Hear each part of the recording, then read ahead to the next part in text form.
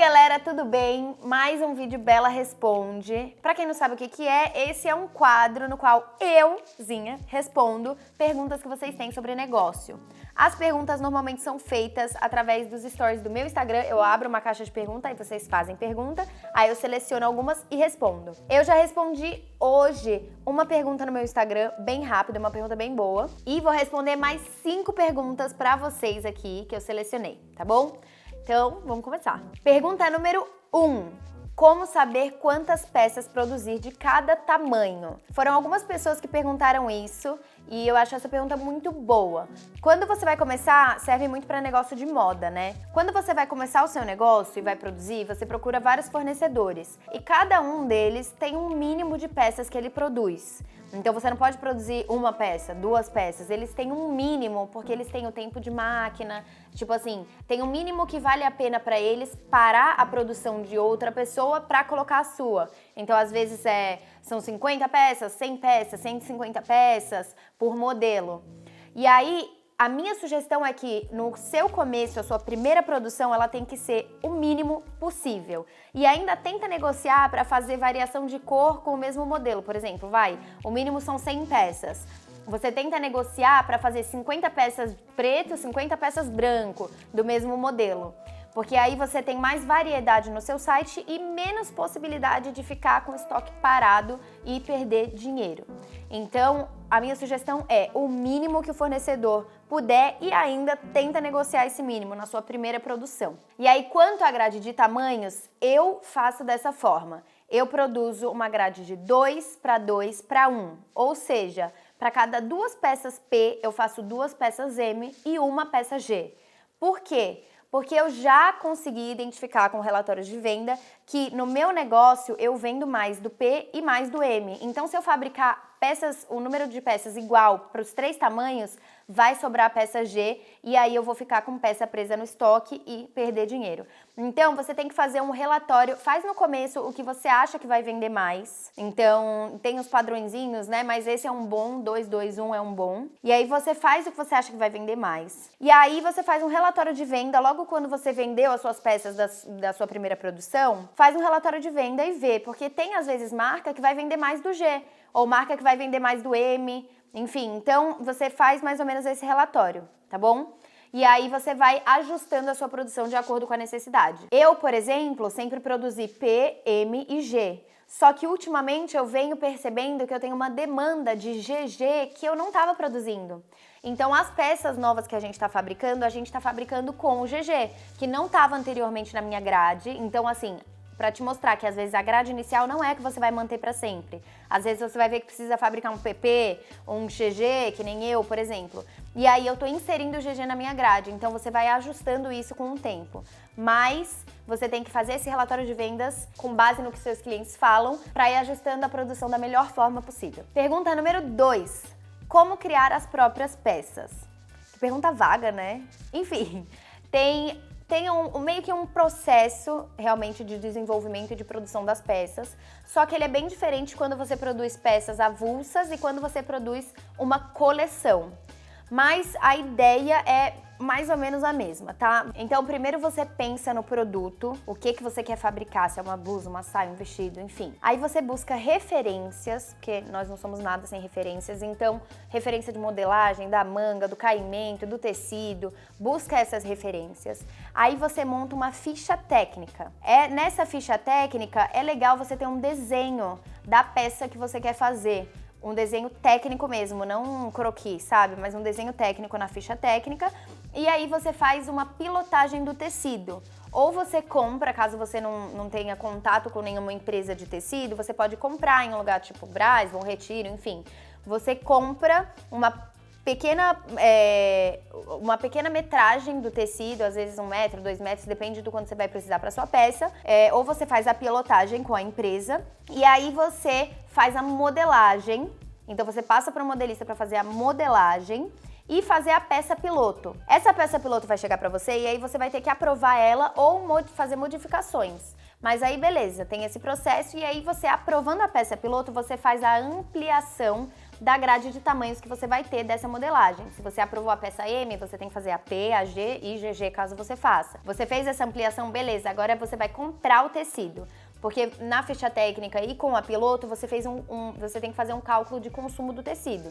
Então, quando você vai fabricar, quanto você gastou em cada peça, e aí você vai ver quanto de tecido você precisa para poder fabricar aquela peça. Aí você compra a quantidade de tecido e aí daí vai partir para um corte. O que é esse corte? É basicamente o corte do tecido com essa modelagem que você fez em cima. Depois do corte passa para costura. Depois da costura tem o controle de qualidade, então peça que ficou com a costura X, Y, Z não passa nesse controle de qualidade. Tem marcas que fazem isso e tem marcas que não fazem. A minha faz, que é a passadoria, e aí embala essa peça, ela tá pronta, embalada, vai pro seu estoque bem organizadinho. Pergunta número 3. Qual foi a maior dificuldade no início do seu negócio? Bom, no meu caso, como eu comecei muito nova, com 12 anos de idade, um dos maiores desafios foi ser levada a sério, porque eu era muito nova. Então, assim, desde o começo, minha mãe sempre foi minha sócia, então ela sempre participou de tudo, mas ela tinha que ir em todas as reuniões. Hoje em dia, ela não tem mais, cada uma pode ir em uma, só que no começo ela tinha que ir, porque senão nenhum fornecedor me levava a sério. Todos eles achavam que era brincadeira, que não ia dar certo. Então, ela que dava credibilidade pro meu negócio. E aí isso era bem difícil. E também, por mais que tenha menos preconceito no ramo da moda sobre você ser mulher, eu também senti um pouco de dificuldade nisso. Porém, eu acredito que para a maioria das pessoas, uma das maiores dificuldades, foi minha também, é de você encontrar o seu workflow. Então, você criar a sua rotina e virar um hábito trabalhar e você ter esse flow de trabalho, das coisas fluírem, sabe? De você já saber o que vai fazer no dia seguinte, de você já saber como se organizar. Eu acho que no começo a gente fica muito empacado ainda em velhos hábitos, então isso é bem difícil. Pergunta número 4. Sou comunicadora e quero abrir minha empresa de personal organizer. Como que eu faço? Bom, eu vou falar como se eu fosse você, tá? Coisas que eu faria. Primeiro de tudo. Primeiro de tudo, eu abriria uma página no Instagram com um nome que fosse fácil, um user que fosse fácil. E eu colocaria, sabe quando tem um nome? O nome eu colocaria Personal Organizer, o nome da empresa e Personal Organizer, porque quando a pessoa pesquisa, aparece às vezes o seu user, a sua página, sem que ela te siga ou te conheça. Então tem que sempre colocar o que você é ali ou no nome ou na bio do seu Instagram. O nome é melhor até na hora de pesquisar, tá? Então eu colocaria esse Personal Organizer. E aí, o que eu faria? Eu pegaria amigas e familiares de cobaia para poder fazer transformações no armário da cozinha, armário do quarto, e aí eu ia fotografar e filmar essas transformações para gerar conteúdo para minha página do Instagram. Então o que eu ia fazer?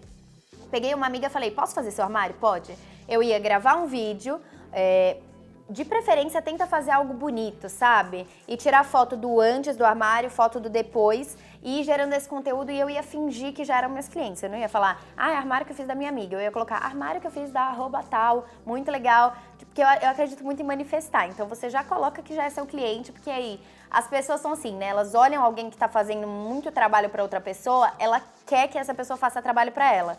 Então, realmente, eu ia fazer isso, gente. Eu ia pegar e aí ia criar um portfólio, que é a sua página no Instagram acaba virando seu portfólio, um portfólio e colocar ali meu contato na bio, coisa legal.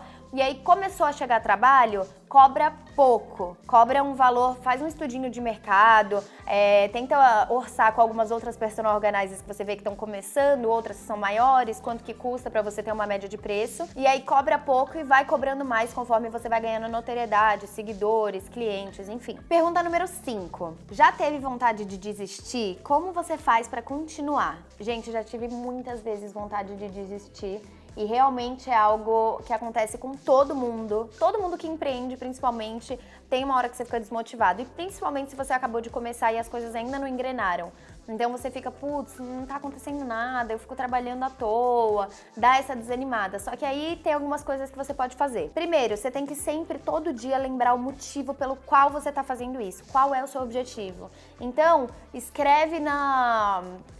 faz uma artezinha, escreve os seus motivos e coloca de plano de fundo do seu celular. Ou escreve e coloca na geladeira para todo dia de manhã você olhar aquilo, coloca na sua cabeceira. Quais são os motivos para você continuar? Por que você tá fazendo isso? Porque quando a gente entende o porquê da gente estar fazendo alguma coisa, é muito mais fácil da gente continuar seguindo isso e continuar sendo motivado.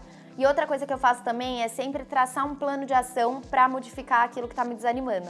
Então, por exemplo, você não tá crescendo o número de seguidores. Começa, senta e escreve tudo que você acha que você tem que fazer pra aumentar. Conteúdo que você tem que gerar, vai escrevendo coisas que você tem que fazer. E aí, quando você tá escrevendo, você tá produzindo, você se distrai e acaba se motivando pra ver que você tem trabalho pela frente, coisa pra fazer e que vai dar certo. Então, você está sempre em movimento, sabe? Isso ajuda muito. E é isso, gente. Esse foi o Bela Responde de hoje. Eu espero que vocês tenham gostado. Deixa aqui nos comentários o que vocês acharam, que eu adoro ler os comentários de vocês. Por favor, curte o vídeo que ajuda muito pra gente ter um termômetro se foi legal, se não foi. Mas não discute, tá? Só curte. E se inscreve no canal. E se você puder acionar o sininho, ele vai fazer eu virar a sua stalker. Ou seja, eu vou ficar correndo atrás de você e aceitando apenas as suas migalhas. Apenas você vendo um vídeo meu, eu já vou aceitar. Mas eu vou ficar correndo atrás de você. Ou seja, o vídeo vai aparecer pra você ao invés de você ter que vir atrás do vídeo. Então fica muito mais fácil de você ver o conteúdo que eu sempre crio pensando em você. E é isso, esse foi o vídeo. Espero que vocês tenham gostado. Obrigado por assistir até aqui e um beijão.